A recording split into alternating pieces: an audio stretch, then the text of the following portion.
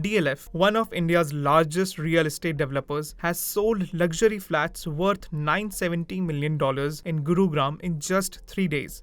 This development comes at a time when 9 out of 10 ultra-high net worth individuals have seen an increase in their wealth, with real estate being one of the top investment areas, according to a Knight Frank report in January this year.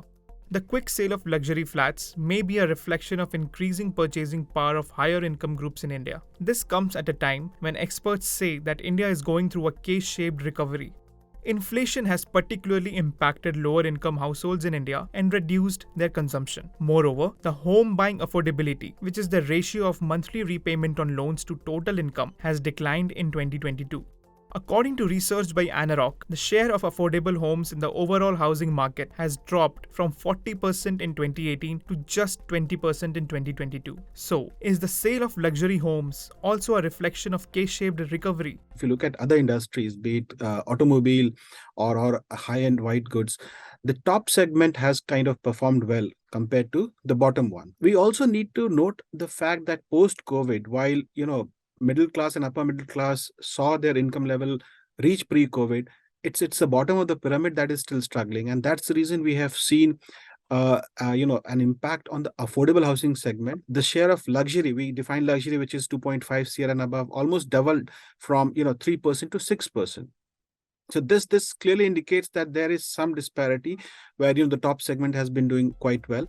After the sale of flats, DLF released a statement saying that more than 95% of the buyers at the Gurugram property were individuals who intend to live in the flats. So, are all such property sales buyer-driven, or are they also speculation-driven?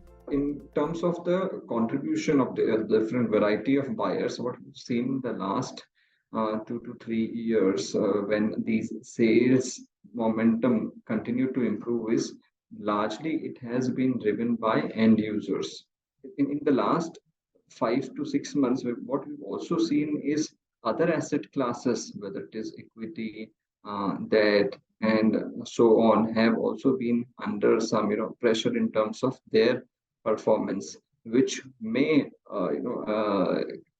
influence some investors to consider residential property, as it has come out as a very good alternative to hedge against the inflationary scenario. But like I said, largely it's driven by end users.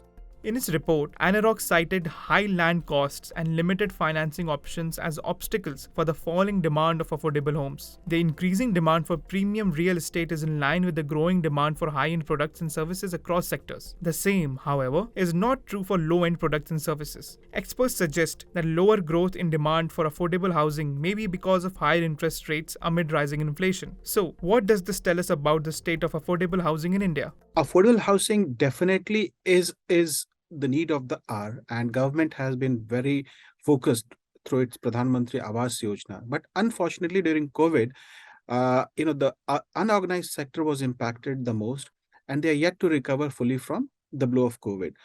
And also what we have seen, because of increase in input cost, the margins of the developer who were rolling out your affordable projects have also come under pressure. And we also need to understand that buying a house is basically a buyer basically bets on the future cash flow. If he's not very certain about his future income, he would defer his buying decision, and that's what is happening at the lower strata of the buyers. Although the purchasing power of high-income groups has largely remained insulated from rising inflation and interest rates, experts say that this may not continue if the negative trends stay. A Reuters poll showed that a majority of the real estate experts believe that home ownership will rise in the coming years. This is primarily because India has always been an economy where purchase is preferred over renting. Amid these developments, the concerns will continue to loom over affordable housing. It remains to be seen if and how the affordable housing market increases in the future. If you like this video, share it and subscribe to Business Standard. For more news, views and insights, log on to www.business-standard.com. Do also follow us on YouTube, Twitter, Facebook, Instagram, Telegram and LinkedIn.